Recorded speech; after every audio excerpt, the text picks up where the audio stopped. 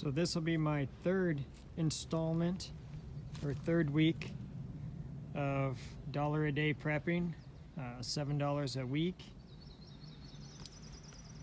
And when I prep, I do not prep out of fear, but out of an abundance of caution. That's how I think everybody should be preparing, is just out of an abundance of caution. Don't be prepping out of fear or the things that are happening around you that affect smaller areas and how it affects them. And, whether it be a flood, earthquake, pipeline getting shut down, bad storm, lots of reasons why we should be prepped and should have food at home. And just my opinion. So my biggest thought on the matter is we should not be prepping out of fear, but we should be prepping out of an abundance of caution, an overabundance of caution. Don't prep out of fear. So before we get into what I picked up this week for my $1 a day, let's talk a little bit about water. I've tried to do this a couple of times, and the last couple of times I just decided not to add that into my videos because it sounds like I'm being way too preachy and trying to tell people what to do. What I'm saying is just my opinion, and you have to do what's right for you and just do your own research. But so what we do, because those little jugs of water just seem really expensive to me when you're spending $7, $8 for a 48 pack of water at the grocery store. It just seems, if you're really doing it on a budget, you could put your money to a little bit better use, especially if you drink a few drinks like the tea or the pineapple juice. Whenever my nose gets plugged up and stuff, I like to drink the pineapple juice. It does help my congestion. The apple juice here, those bottles, 5-gallon jug is a good way to go for the water bottle. And then, Lipton tea. Anytime, you could do airplane. I'm going to edit this part out. Silly airplanes are always flying overhead. I'm glad they're having fun, but dang, they're loud. The Lipton bottles, any of these types of bottles, kind of lost my train of thought. Soda pop bottles, you can do that. I don't really like the 2-liter soda pop bottles though for water because the plastic is really thin, and like these tea jugs and stuff, they have a nice heavy plastic to them, a little more rigid. So they're just gonna last longer. Like this Lipton tea jug, I've probably had it for 3 or 4 years. I can't remember the last time I bought one of these jugs of Lipton tea. But it's time to retire that jug. It's getting dented up and getting banged up, and I just will discard it and switch into another one of these as I drink them. It's not like I drink a ton of it, but every once in a while it's kind of nice to have a little bit of a treat. So I will get a juice jug of some sort, and we have it for a treat, and then we save the jug. These 5-gallon jugs are really nice if you can ever see them at garage sales or anywhere, and you know that they've never held anything besides water. Like for mine, I picked them up right from the Matsu Water Company. They were getting rid of them, changing their bottle styles over a little bit, and they were just getting through the stock of their old bottles.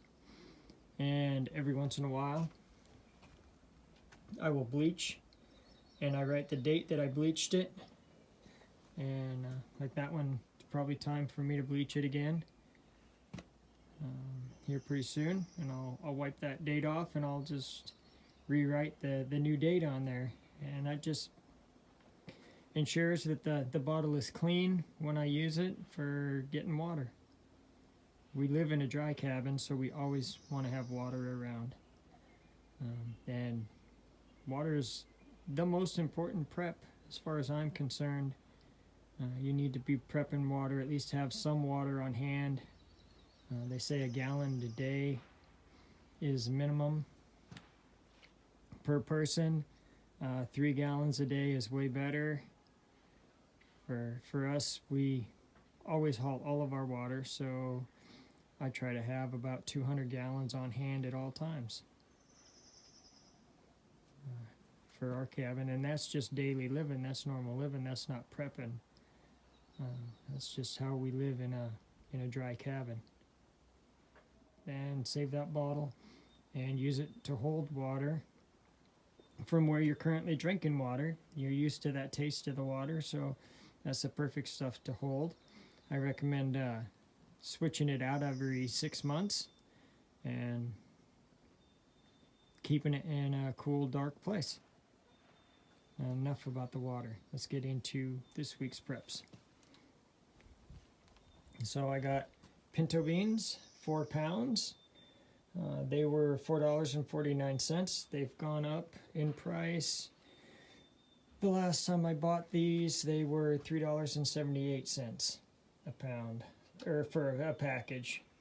$3.78 for 4 pounds. So yeah, they're a little bit over $1 a pound now. Almost like $1.12 a pound. I believe that's about what it works out to.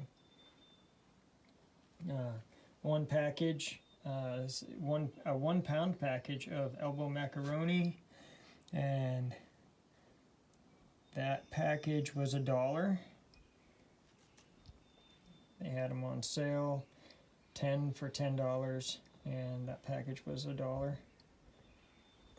And then a package or a can of Hunt's pasta sauce, and that is the everyday price, $1.19 on that.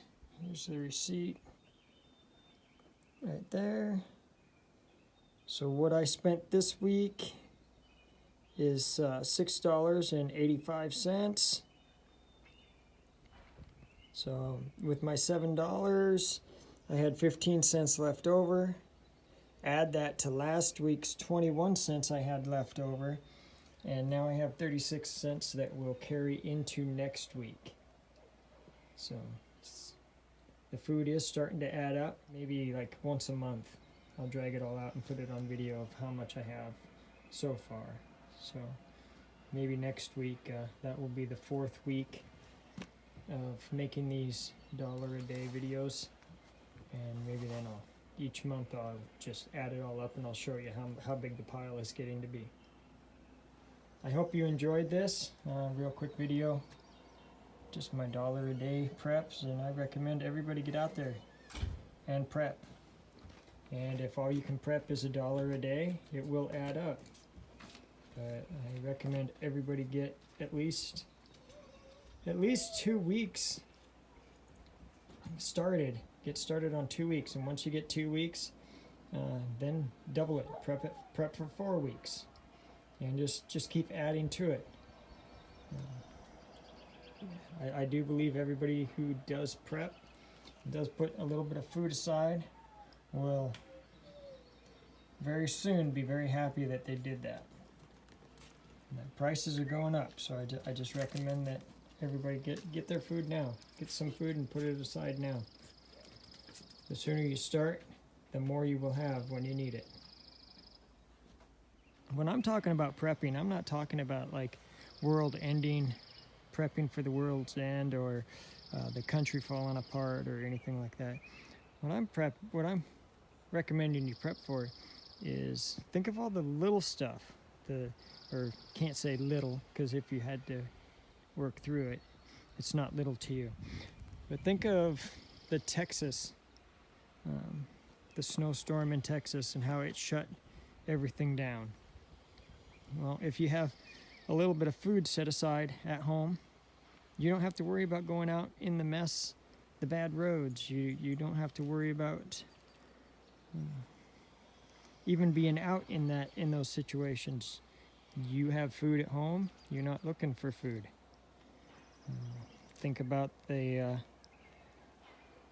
pipeline that just got shut down, and if you had food at home for 2 weeks, you don't have to waste your fuel, your precious fuel that you have in your vehicle, going to the grocery store to get food. You already have some at home, enough to get you by, maybe till everything settles back down and you're good to go. So, and then you're actually helping everybody. You're not part of the problem of everybody using their fuel and rushing out and making the already bad problem even worse. So that's what I'm talking about, like prepping for, being prepped up and having food set aside, and even other stuff. These videos are about food and getting people started on food. Not so much everything else. I do recommend that people have extra fuel at home, especially if you have a generator. You should have, 10, 15 gallons of fuel at least for that generator, and you need to put stable in that fuel in your cans, and you need to rotate it out. Dump that into your vehicle, drive it, and put new fresh stuff in it. In the long run, eventually you're going to be happy you do that kind of stuff. And sometimes if you're living on a budget, I live on a budget. I live on a very tight budget. And if you do that, you'll be surprised at what you can do if you start doing it now. And just keep up on it.